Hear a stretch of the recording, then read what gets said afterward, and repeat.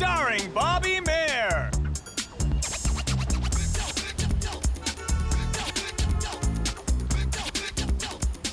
Please welcome Bobby Mayer.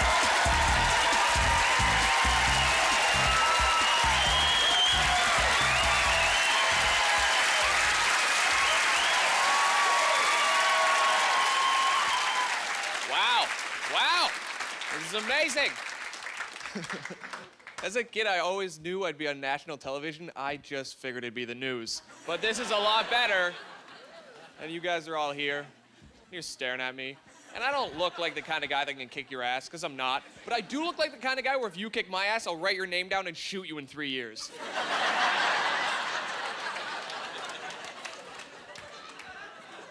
Or if I'm in a good mood, I'll just mail you a picture of your kids getting off a school bus.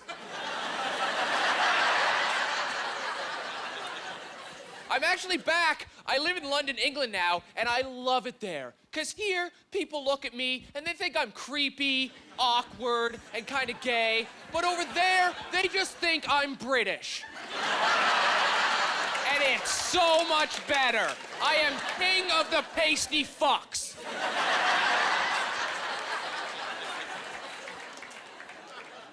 Oh, I saw this man and this woman, and they were jogging and pushing a baby stroller. And I thought, you know, that's beautiful, a whole family exercising together. But then I thought, maybe it's not beautiful, because maybe, just maybe, what I'm watching is a couple stealing a baby.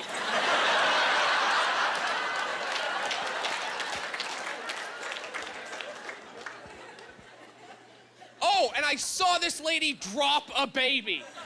Accidentally, but she dropped and a baby is the worst kind of thing to drop. It is, because if you drop a cell phone, you can put your foot out to catch the cell phone. But you cannot do that with a baby. Or it just looks like you're drop kicking a baby. Which is usually not okay.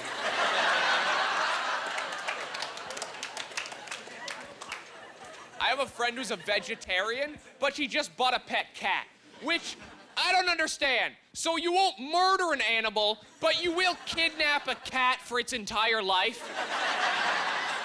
Because if you have a cat, you're kidnapping it. And you know that, because you ever leave a door open, the poor cat's like, this is my chance! And then it sprints for the door, and right before it gets out, you pick it up, you're like, what are you doing? You love me! No, it doesn't love you. Your cat does not love you. It has Stockholm Syndrome.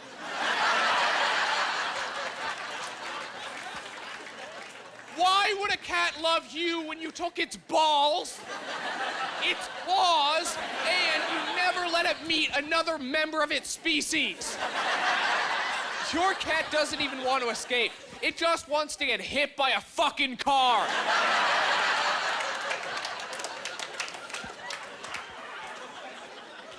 And let it. If you're a vegetarian and you love your cat, eat it.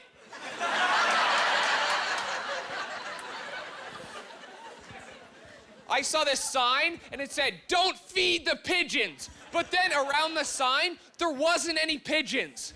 Which means all the pigeons are dead. Somebody should have fed the fucking pigeons.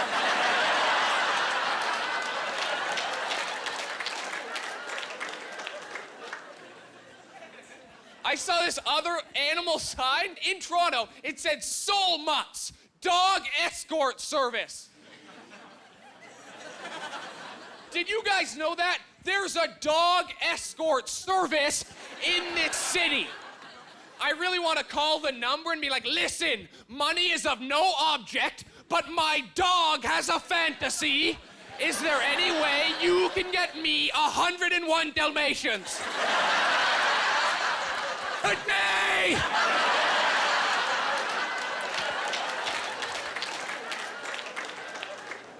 Oh, and I saw this guy that looked exactly like Hitler.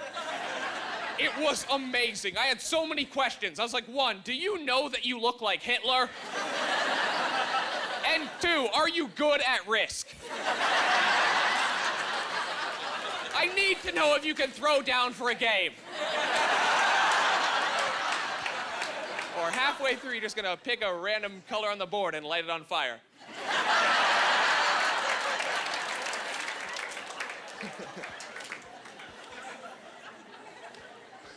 I've decided I really want Justin Bieber to sing at my funeral, just so that for my friends at the funeral, my death is the second worst thing happening there.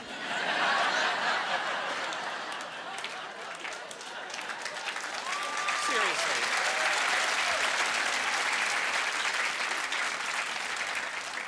He's 17 and he wrote his own memoirs. Yeah, the last chapter's called "And Then I Came."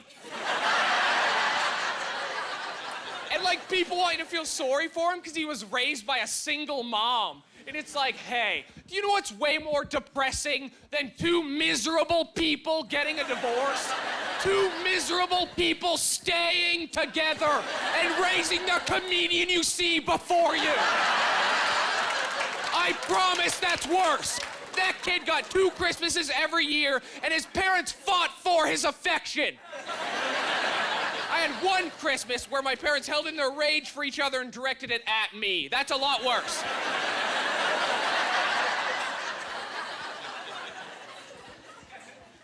I was reading this article about the unluckiest people ever, and there was this couple. And on 9/11, they were in New York, which is unlucky. But then, when the London bombings happened, they were there. I know. And then, when the shootings happened in Mumbai, India, these people were there too. And this article said that they were the unluckiest people ever. And I was like, no, they're not. Clearly, they're just the organizers of 3 terrorist attacks. Obviously, what's going on.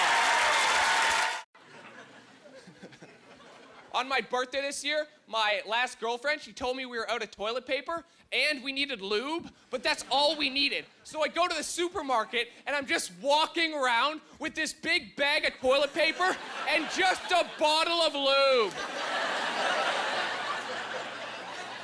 And then the cashier looks at me and she started to say something, but before she could, I was like, it's my birthday!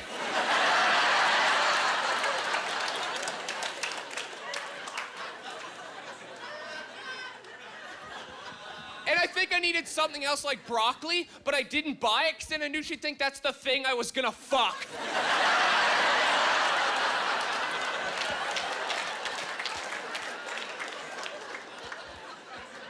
Like, I try not to be creepy. I just fail every time. I was on a bus and I'm staring at some girl and fantasizing. But then I noticed this other dude staring at the same girl and fantasizing. Which is weird, because now I feel like I'm in a psychic gangbang. And me and a homeless dude are spit roasting a chick on a bus in our minds. And then the guy looks at me and he goes, yeah!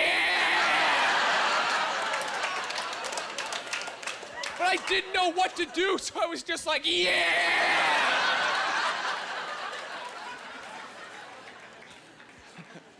I got blackout drunk at my high school prom, blackout drunk. And my last memory was getting in bed beside my date. And then I wake up the next morning and she's on the sofa. Because apparently, I don't know if it's ever happened to you, but at some point, like throughout the night, I like caroused to her side of the bed and then I started like seductively rubbing down her back. And then I pissed myself. Because, you know, after 6 shots of Jägermeister, my go-to move is some kind of sneaky golden shower. Like, that's just my move. No, baby, you're making me wet.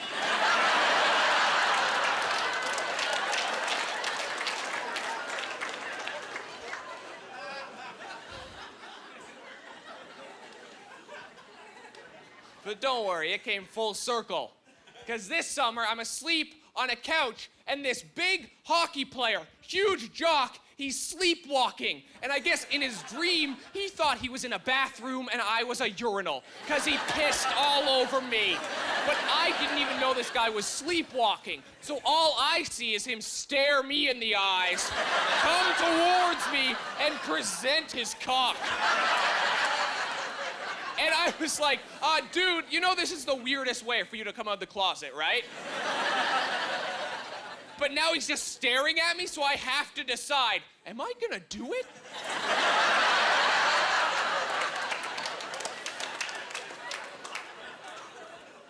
Because if I don't, the next morning, he's gonna try to cover it up and be like, you know that queer Bobby tried to blow me?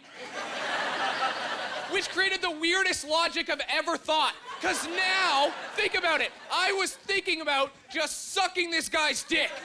Just sucking it, so he did not tell my friends I'm gay.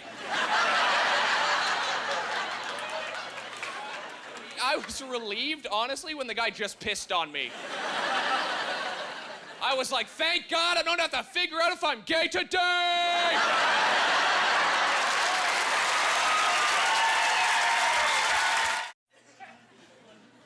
I used to be a medical lab rat.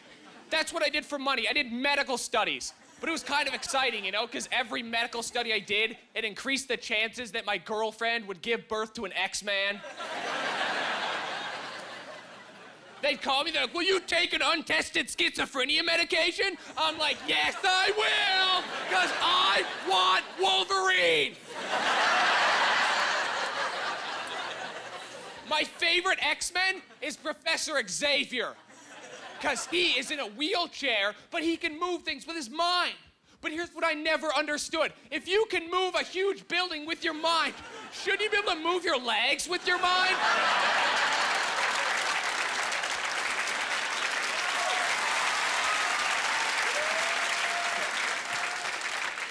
I think the old man was just faking it for a disability check. And in the new X-Men movie, there's a character, and his ability is to adapt. Like if he puts his head underwater, he grows gills, which is amazing. But he's black in 1962 America.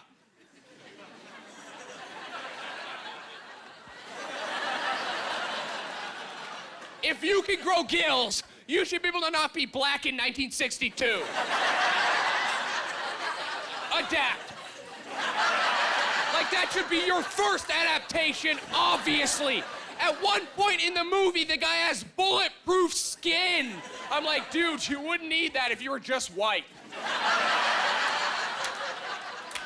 That's being bulletproof all the time.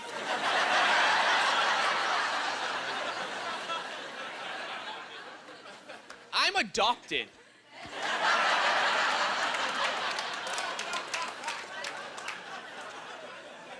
I am. I was put up for adoption at birth, so I've never met my biological mother. I don't know what she does for a living, and that makes it really hard to enjoy a lap dance.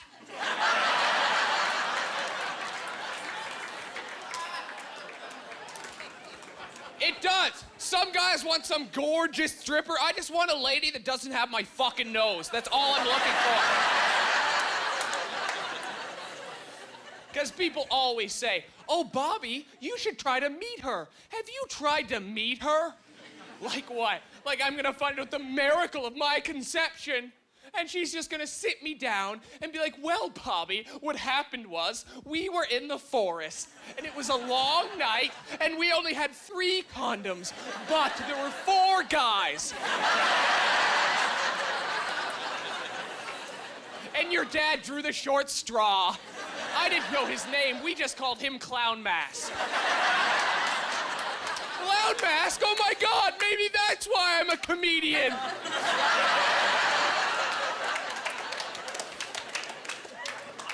Like, being adopted, you just feel so lost. It's just an empty hole. Oh, shut the fuck up.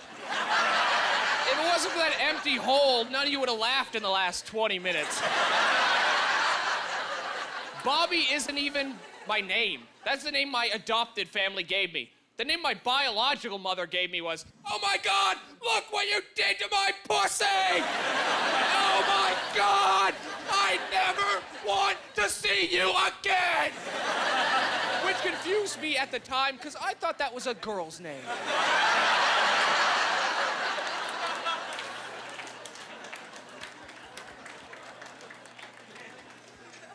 I have a buddy who's 34. He's broke, lives in a basement apartment, and he just confided in me that his mom was abusive. So I was trying to be a good friend. I was like, oh, how was she abusive? And he told me when he was 18, she told him, you'll never amount to anything. And I was like, that's awful, but kind of amazing that your mom was abusive, but also psychic. Like, what are the odds she'd be both? Did she beat you with her crystal ball?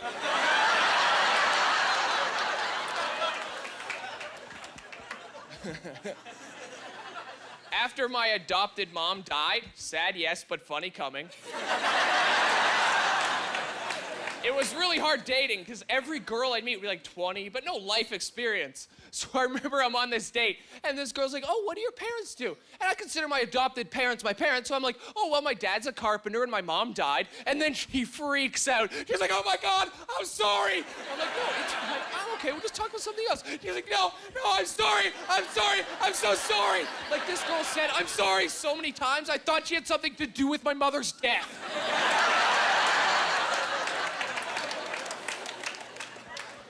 So I went to this grief support group, and it was just me and all these 30-year-old women who cried while I stood there awkwardly. And I remember one of them said, to feel closer to her mom, what she did was she wore her clothing. And I was like, look, I'm glad that works for you, but I'm a dude, and I'm not allowed to do that. Like, imagine if I was just prancing around in one of her dresses, and you were like, Bobby, why are you wearing a dress? What am I gonna say? It's my dead mom's. Like, that's the creepiest thing I can imagine saying. Usually my real doll wears it, but she's in the wash. It's an important dress. She was buried in it.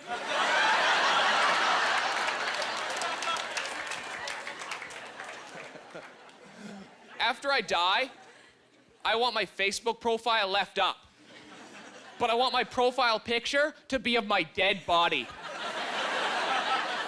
And then every 6 months, they're gonna dig me up, take a new picture, and update the profile. Then I'll have cool statuses like, Bobby's not liking his new home. And Bobby thought his basement apartment sucked. Like, when I'm off meds, I have weird bursts of rage. I was on a train platform, and I'm reading a book, and I bump into a lady accidentally, and then she freaks out. She's like, excuse me! And I was trying to be a nice guy. I'm like, oh, what's going on? She's like, no, you should have said excuse me before you bumped into me! And you have to understand, when someone annoys me, I want revenge. And right as she said that, there was a train coming. And all I wanted to do was jump in front of the train and then look her in the eyes and be like, you know, lady, this is all your fucking fault.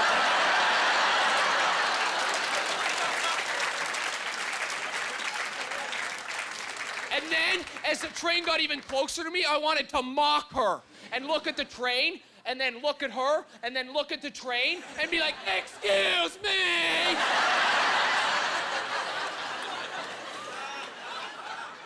And then die.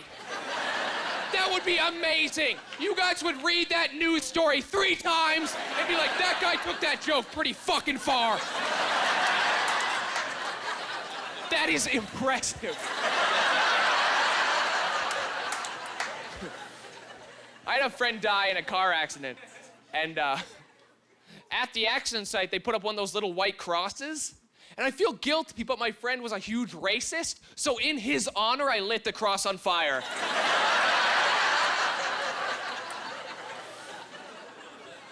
But you have to understand, it's what he would have wanted. If you knew him, you'd get it.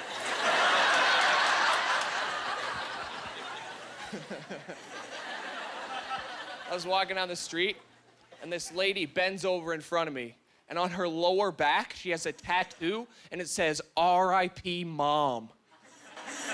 Her lower back. And I think we can all agree, you know, it's a good thing to try to remember somebody, but I think we'd also all agree it's a bad thing to get an in memoriam cum target. Like, can we agree on that? Imagine the guy that's trying to fuck this lady from behind. How does he go about that? Like, well, come on, sweetie, it's almost Mother's Day.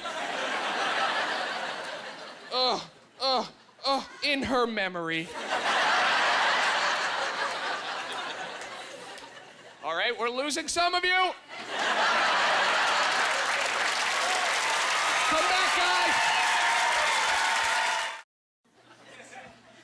I couldn't afford it, but I went on this vacation with my adopted dad to Edmonton, and the thing about the trip was, it was 10 days, but no alone time at all. So by day 3 of the trip, I end up having to try to pull one off with my dad asleep in the hotel bed beside me. But that's not even the worst part. The worst part was the whole time I'm doing it, I had to stare at my dad to make sure he didn't wake up. And imagine it from my dad's perspective if he woke up. What a harsh reality check that's gonna be on his vacation. As he goes from dreaming, just thinking of the pretty girl he saw at Harvey's, to waking up thinking his own son is just jacking off while staring at him. Makes it hard for me to say, I love you, Dad. His only consolation is, at least he's adopted. That's it, guys. Thanks, everybody.